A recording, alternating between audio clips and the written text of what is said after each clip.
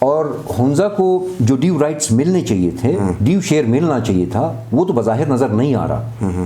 لیکن CDWP کے لیے جو پروجیکٹس ریکمینڈ ہوئے ہیں اس کی ایک میرے پاس فہرست موجود ہے. 13 پروجیکٹس ہنزا کے لیے خصوصی طور پہ ریکمینڈ ہوئے ہیں، اپروو نہیں ہوئے ہیں. عبید صاحب کینڈیڈیٹ پاکستان تحریک انصاف، بالکل.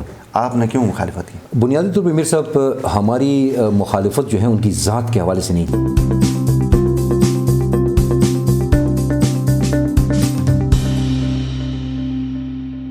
السلام علیکم، آپ دیکھ رہے ہیں IMN، میں ہوں شبیر میر. ناظرین، پروگرام روبرو میں آج میرے مہمان ہیں عزیز احمد، جنرل سیکرٹری ہیں پاکستان تحریک انصاف گلگت ڈویژن. عزیز احمد کا ایک تعارف یہ بھی ہے کہ یہ NGOs کے اندر، انٹرنیشنل NGOs کے اندر بڑے عہدے پہ کافی عرصے تک کام کرتے رہے ہیں، نیشنل انٹرنیشنل ان کا ایکسپوجر ہے. آج بہت سی باتیں کرنی ہیں عزیز صاحب سے، ہم نے پروگرام میں ان کو اسپیشل زحمت دی ہے. عزیز صاحب، آپ کا بہت شکریہ. کیا آپ کو ضرورت پڑی تھی کہ اچھا خاصا آپ دنیا گھوم پھر کے کام کر رہے تھے، آ کے آپ نے پولیٹکس جوائن کی؟ کیا کوئی خاص وجہ تھی؟ میر صاحب، thank you so much for giving us the opportunity and we wish you best of luck with all your endeavours thank you to promote this channel. Sir, development sector کے اندر ایک ارادتاً میں گیا تھا اپنے MBA کرنے کے بعد، لیکن ایک جو خدمت کا جذبہ ہوتا ہے وہ انسان کے اندر ان بلٹ ہوتا ہے. ایک خداداد جو چیز ہے عطا کی گئی ہے خدا کی طرف سے. لیکن میں نے دیکھا عرصہ 10-12 سالوں میں کہ وہاں پر آپ خدمات کے اس اپنے سوچ کو عملی جامہ نہیں پہنا سکتے، اس لیے کہ آپ کے حدود و قیود ہے. سیاست وہ واحد شعبہ ہے کہ جہاں پر آپ بغیر کسی حدود و قیود کے آپ اپنی خدمات سر انجام دے سکتے ہیں. یہی وجہ تھی کہ 2009 میں نے اس میدان میں قدم رکھا. صحیح. تو بہت کچھ آپ کو سیکھنے کا موقع ملا، دنیا دیکھنے کا موقع ملا، بہت سارے لوگوں سے، نئے چہروں سے انٹریکشن کی. جی بالکل. تو آپ PTI میں پھر آئے. بالکل.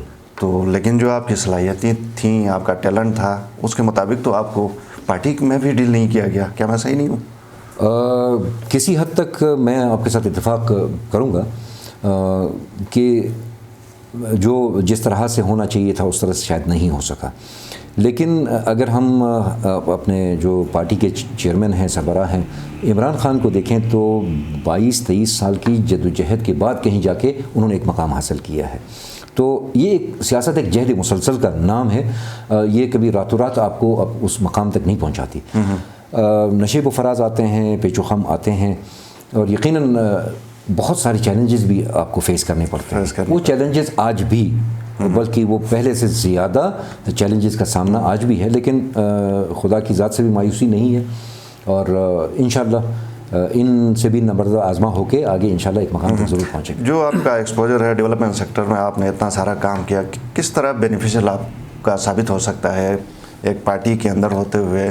عوام کی جو آپ خدمت کا جذبہ ہے، کس طرح وہ ٹرانسلیٹ ہوگا؟ ہو سکتا ہے یہ بالکل ہو سکتا ہے، اور دوسروں کی نسبت بہت زیادہ بہتر انداز میں ہو سکتا ہے. اس کی وجہ یہ ہے کہ ڈیولپمنٹ سیکٹر آپ کو بنیادی طور پہ 2 چیزیں سکھاتی ہے. سب سے پہلے یہ ہے کہ آپ ریئلسٹیکلی لوگوں کی نیڈز کو اسیس کریں. صحیح. نیڈز کو اسیس کرنے کے بعد آپ اپارچونیٹیز ہنٹ کریں. جب ان دونوں کو آپ کمبائن کریں گے، آپ کو ایک گیپ نظر آئے گا کہ ٹھیک ہے، نیڈ بھی ہے، اپارچونیٹیز بھی ہیں، لیکن وہ کیپیسٹی کہاں ہے ان لوگوں میں جو ان اپارچونیٹیز کو سے فائدہ اٹھا سکتے ہیں. تو اس گیپ کو فل کرنا وہ ڈیولپمنٹ سیکٹر کا مین کلیدی فارمولا ہوتا ہے. تو اب جب سیاست میں آئے، NGOs کے اندر وسائل آپ کے پاس کم ہوتے ہیں. ٹھیک ہے. جبکہ سیاست کے اندر آپ کی رسائی ریاست کے وسائل تک ہوتے ہیں. تو جب آپ یہ فارمولا بھی اپلائی کریں گے اور سامنے آپ کے ریاست کے وسائل بھی ہوں گے، تو میرا خیال ہے کہ جو 10 سالوں کی ترقی ہے نا، وہ اب 5 سالوں میں بڑے پیمانے کے اوپر آپ بڑی چیزیں امپلیمنٹ کر سکتے ہیں. بالکل کر سکتے ہیں. صحیح. الیکشن کی طرف آتے ہیں. 2020 الیکشن. آپ کو تو خیر ٹکٹ نہیں ملا، چلیں وہ تو لک کی بھی بات ہوتی ہے، بعض اوقات مل بھی جاتا ہے، نہیں بھی مل جاتا ہے. تو عبید صاحب کینڈیڈیٹ پاکستان تحریک انصاف، بالکل، آپ نے کیوں مخالفت کی؟ بنیادی طور پہ میر صاحب ہماری مخالفت جو ہے ان کی ذات کے حوالے سے نہیں تھی. ٹھیک ہے. ہمارا جو اختلاف تھا وہ اصولی تھا. اصولی اختلاف یہ تھا کہ پاکستان تحریک انصاف کے آئین کے اندر ٹکٹوں کی تقسیم کا ایک واضح طریقہ کار موجود ہے، اور وہ طریقہ کار یہ ہے کہ آپ ٹکٹوں کی تقسیم سے پہلے اور پارلیمانی بورڈ میں کینڈیڈیٹس کے انٹرویو سے پہلے آپ سب سے پہلے سفارشات مانگتے ہیں اپنے ضلع کی کابینہ سے، پھر ڈویژن کی کابینہ سے، پھر صوبائی کابینہ سے. ان کی سفارشات کو پارلیمانی بورڈ اپنے سامنے رکھتا ہے اور پھر کینڈیڈیٹس سے انٹرویو کے بعد جو ہے آپ ٹکٹ کا فیصلہ کرتے ہیں. لیکن بدقسمتی سے گلگت بلتستان میں یہ جو پورا ایک طریقہ کار تھا یہ بائی پاس ہو گیا. ٹھیک. تو نہ ضلع سے مانگا گیا، نہ صوبے سے، اور نہ ہی ڈویژن سے کوئی سفارشات مانگی گئی، ریکمنڈیشنز نہیں مانگی گئی. اور ہمارا مطالبہ یہی تھا کہ آپ آئین کے مطابق جو ہے اس پروسیجر کو فالو کرنے کے بعد آپ جس کو بھی ٹکٹ دیں گے ہمارے لیے قابل قبول ہوگا. ظاہر ہے ہم اگر 7-8 کینڈیڈیٹ تھے ہنزا سے، ٹکٹ تو ایک کو ملنا تھا، لیکن پروسیجر فل ہونے کے بعد مل جاتا تو کسی کو اختلاف نہیں ہوتا. پھر دوسری بات سر یہ ہے کہ ہم نے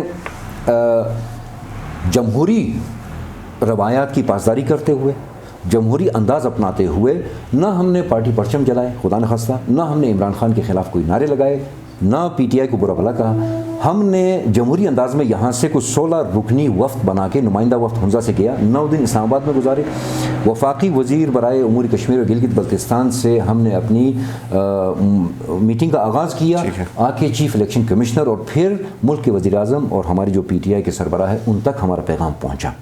تو پارٹی کے خلاف بھی کوئی لوگ اس طرح کے تھے جنہوں نے مطلب وہی الفاظ کہ کوئی پارٹی کا پرچم جلایا؟ گلگت بلتستان کے دوسرے حصوں میں ہوا لیکن گلگت میں نہیں ہوا. ٹھیک ہے، اپنا ہنزا میں نہیں ہوا. اچھا، ہنزا میں نہیں ہوا.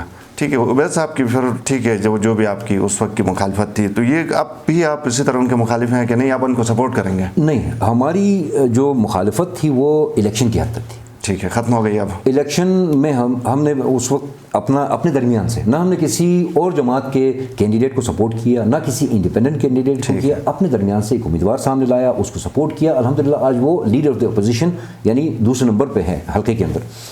لیکن آج ہماری اسٹریٹجی یہ ہے کہ ہم روایتی وہ جو کہتے ہیں نا کہ ڈسٹرکٹیو اپوزیشن نہیں کریں گے.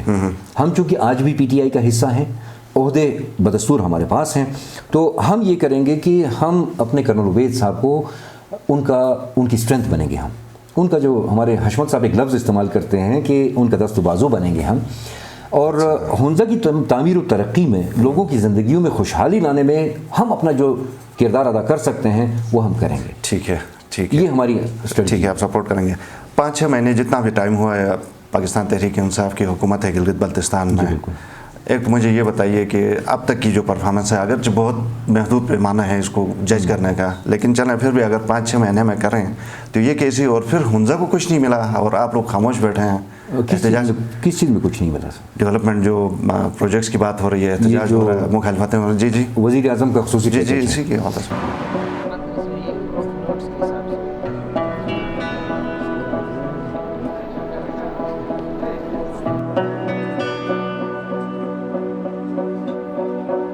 ہم آپ کے شوق میں کچھ دیکھنا چاہتے ہیں. کیا آپ کو اپنے فرش کے لیے نرم اور ملائم کارپیٹس کی ضرورت ہے، یا اپنے لاؤنج کو خوبصورت بنانے کے لیے نفیس صوفوں کی تلاش؟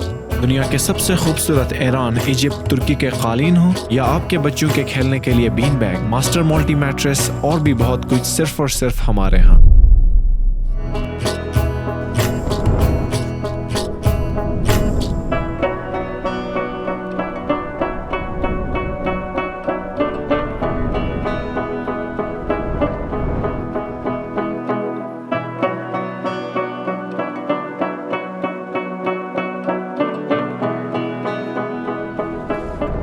یہاں پہ تو سب کچھ موجود ہے. ہاں واقعی اچھی چیزیں ہیں یہاں پہ، کوالٹی کی چیزیں.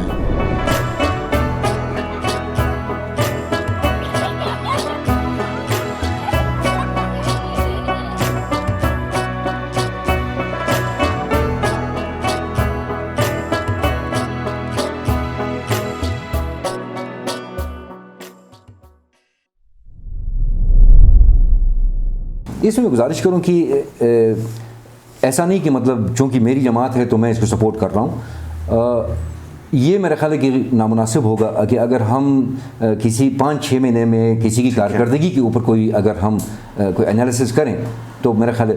ہاں البتہ پازیٹیولی دیکھا جائے تو وزیر اعظم کا 370 ارب روپے کا مالیاتی پیکیج اس میں بھی یقیناً گلگت بلتستان کی موجودہ حکومت کا کردار تو ہوگا, ان کی کاوشیں تو ہوں گی, تب کہیں جا کے اتنا تاریخی پیکج آیا ہے. جہاں تک ہنزا کی بات ہے, گرچہ ابھی تک وہ DWP کی پوری ڈاکومنٹ تو سامنے نہیں آئی ہے کہ کون سے پروجیکٹس ہیں, کچھ کون سے نہیں ہیں, اور ہنزا کو جو ڈیو رائٹس ملنے چاہیے تھے, ڈیو شیئر ملنا چاہیے تھا, وہ تو بظاہر نظر نہیں آ رہا. لیکن CDWP کے لیے جو پروجیکٹس ریکمنڈ ہوئے ہیں اس کی ایک میرے پاس فہرست موجود ہے. 13 پروجیکٹس ہنزا کے لیے خصوصی طور پہ ریکمنڈ ہوئے ہیں, اپروو نہیں ہوئے ہیں. کچھ کے PC1s بنے ہیں, کچھ کے بننے کے مراحل میں ہیں, اور اپروول تو کل CDWP کی میٹنگ ہے اس میں ہوں گے.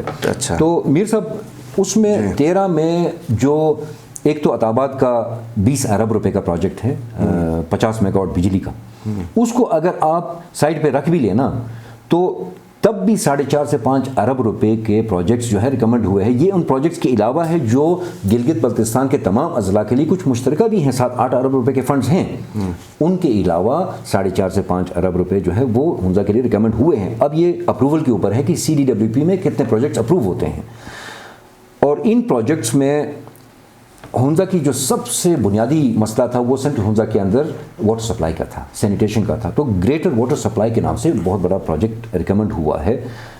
کافی ساری چیزیں آپ کے ہاسپٹلٹی انڈسٹری کے اندر ریکمنڈ ہوئی ہیں. پاور سیکٹر میں عطاباد کے علاوہ 2.8 میگا واٹ کے run of the river projects recommend ہوئے. یہ جتنے ریکمنڈ ہوتے ہیں کیا یہ اپروو بھی ہوتے ہیں؟ آپ کا کیا ایکسپیرینس؟ ان میں سے ہمارے ایکسپیرینس کے مطابق جن کی پیچھے ریکوائرمنٹ پوری ہوئی ہوتی ہے, مثلا PC1 جو ہے نا اپروو مکمل ہو کے اگر سبمٹ ہوا ہوتا ہے تو وہ اپروو ہو جاتا ہے. جن کے PC1s نہیں ہوتے وہ اپروو نہیں ہوتے, وہ پھر اگلے پروجیکٹ میں چلے جاتے ہیں, اگلے سال میں چلے جاتے ہیں. صحیح. تو جو ہماری معلومات ہے اس کے مطابق 70 سے 80% جو ہے جو ریکمنڈیشنز ہیں یہ منظور ہو جائیں گے. صحیح. جیسے میں نے پہلے کہا تھا کہ آپ کا ایکسپیرینس ہے, ایکسپوجر ہے, اگر آپ کو پارٹی کی طرف سے کوئی عہدہ آفر ہوتا ہے تو آپ ایکسیپٹ کریں گے؟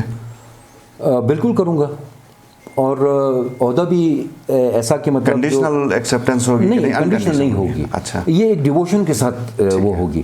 اس کی وجہ یہ ہے کہ دیکھیں ایک بڑی طویل جدوجہد کے بعد گلگت بلتستان میں بھی پاکستان تحریک انصاف کی حکومت بنی ہے. CM سمیت پوری کابینہ کو ایک مضبوط ٹیم چاہیے. آنے والے 4 سے 6 یا 8 مہینوں میں بلدیاتی انتخابات ہونے جا رہے ہیں. اس میں جب تک آپ کی پارٹی کا سٹرکچر صوبے میں نہیں ہوگا تب تک جو ہے نا آپ کسی چیز میں نہ ڈیلیور کر سکتے ہیں, نہ ہی آپ جو ہے نا بلدیاتی انتخابات میں کامیابی کی بات کر سکتے ہیں. تو مجھے اگر کوئی ایسا عہدہ صوبے میں دیا جاتا ہے تو میری کوشش ہوگی کہ 60 دنوں کے اندر ایٹ لیسٹ تحصیل تک ایسی مضبوط کابینہ بنائیں کہ جو ہمارے خالد خورشید صاحب اور اس کی پوری کابینہ کے لیے بھی ایک مضبوط ٹیم ثابت ہو جائے, اور آنے والے انتخابات کے لیے بھی, بلدیاتی انتخابات کے لیے بھی وہ گراس روٹ سے اپنی تیاری شروع کریں تاکہ جو بلدیاتی انتخابات ہیں اس میں بھی تحریک انصاف کی ہی حکومت قائم ہو سکے. ٹھیک ہے. پارٹی کے اندر رفت کی باتیں ہوتی ہیں, چمگوئیاں ہیں باہر مارکیٹ میں. آپ مجھے یہ بتائیں کہ پارٹی کو کس طرح مضبوط اور فعال بنایا جا سکتا ہے؟ کیا ریکمنڈیشنز آپ مرکز میں یا یہاں؟ میں گلگت بلتستان کی بات کر رہے ہیں. سر رفٹ کی باتیں بالکل میں اس چیز سے اختلاف رکھتا ہوں. ٹھیک ہے. ظاہر ہے چھوٹے موٹے اختلافات تو ہوتے ہیں, وہ پارٹی کی ریسٹرکچرنگ کی کوئی ریسٹرکچرنگ کی بہت زیادہ ضرورت ہے. میں نے گزارش آپ سے کی کہ اگر ہم جلد سے جلد پارٹی کو ریسٹرکچر نہیں کریں گے, نہ ہم اپنے اہداف کو حاصل کر سکتے ہیں اور نہ ہی ہم آگے بلدیاتی انتخابات کے لیے کوئی امید رکھ سکتے ہیں. اور اس میں جو بنیادی آپ کا سوال ہے, میں اس کے اگر پس منظر کو کچھ سمجھنے کی صلاحیت رکھ پاؤں تو جیسے پورے پاکستان میں ہوا, یہاں بھی ایسا ہوا کہ دیرینہ جو کارکنان ہیں, جو نظریاتی دیرینہ کارکنان ہیں, وہ نظر انداز ہوئے ہیں. اس کی وجہ سے وہ تھوڑے سے گوشہ نشینی اختیار کر چکے ہیں. اس کی وجہ سے ایسا لگتا ہے کہ یہ ہے. تو یہ جو تنظیم سازی کی ذمہ داری اگر ملتی ہے, آپ یقین کریں گے جب آپ گوشہ نشینی سے ان نظریاتی کارکنوں کو نکالیں گے, عہدوں میں لائیں گے, سسٹم میں لائیں گے, تو آپ ان کو واپس لے کے آئیں گے. جی بالکل. ہم کہہ سکتے ہیں کہ انصاف نہیں ہوا, جن کے ساتھ انصاف نہیں ہوا تمام اضلاع میں, گلگت بلتستان کے تمام اضلاع میں. ہم تو ان تمام ساتھیوں کو جانتے ہیں جو شروع دن سے 2009 سے تحریک انصاف کے ساتھ ہیں. تو ان کو آج ایک مقام ان کو آج ایک عہدہ ملے گا تو وہ اور زیادہ جوش جذبے کے ساتھ صحیح. شروع میں جب آپ پارٹی میں تھے اور پارٹی میں ظاہر آج بھی ہیں لیکن وہ زمانہ جب حشمت اللہ صاحب تھے, آپ تھے اور بہت سارے جو آج کل عہدیدار ہیں, وزیر ہیں, بالکل ادھر ادھر کچھ بھی ہیں, وہ پارٹی میں تھے ہی نہیں, سرے سے نہیں تھے, بالکل نہیں تھے. تو وہ ٹائم تھا. اور آج آپ کا کوئی ہے ویسے کوئی کنیکشن ہے کہیں پہ پارٹی کی بہتری کے لیے کچھ سوچتے ہیں کہیں؟ جی بالکل, ہمارے رابطے بھی ہیں آپس میں, ملتے بھی رہتے ہیں اور سب کی اس حوالے سے مثبت سوچ ہے. مثبت سوچ ہے سر. آخری سوال, حکومت کے لیے کوئی آپ کچھ ٹپس دینا چاہیں گے بہتر ڈیلیوری کے لیے؟ اب چونکہ 6 مہینے ہوئے ہیں یقیناً, لیکن چونکہ آگے جانا ہے بہت عرصہ ہے, کوئی ٹپس آپ کے ذہن میں ہیں کہ اس طرح کرنا چاہیے یہ؟ بالکل, سب سے پہلی اور بنیادی چیز جو ہے وہ آپ کی پلاننگ ہے. آپ حکمت عملی اچھی بنائیں گے تو کامیابی خود بخود آپ کی ہو جائے گی. دوسری بات یہ ہے کہ فیئر ڈسٹریبیوشن آف ریسورسز, کہ جو ضلع جو حلقہ جس حساب سے پوٹینشیل رکھتا ہے اس کو اس کا ڈیو شیئر آپ دیں, تب جو ہے نا آپ کی ڈیلیوری نظر آئے گی. تیسری بات یہ ہے ٹیم بلڈنگ, جیسے میں نے گزارش آپ سے کی. آپ اگر اپنے پارٹی کے تمام کارکنوں کو, عہدیداروں کو نظر انداز کریں گے, آپ کے پاس ٹیم نہیں ہوگی, آپ کو ڈیلیوری کے اندر بہت مشکلات ہوں گی. تو یہ میری چند گزارشات ہوں گی. بہت شکریہ عزیز احمد, آپ ہمارے پروگرام میں آئے. ناظرین, پروگرام آپ نے دیکھا, آپ کے فیڈ بیک کا انتظار رہے گا. اجازت دیجیے, اللہ حافظ.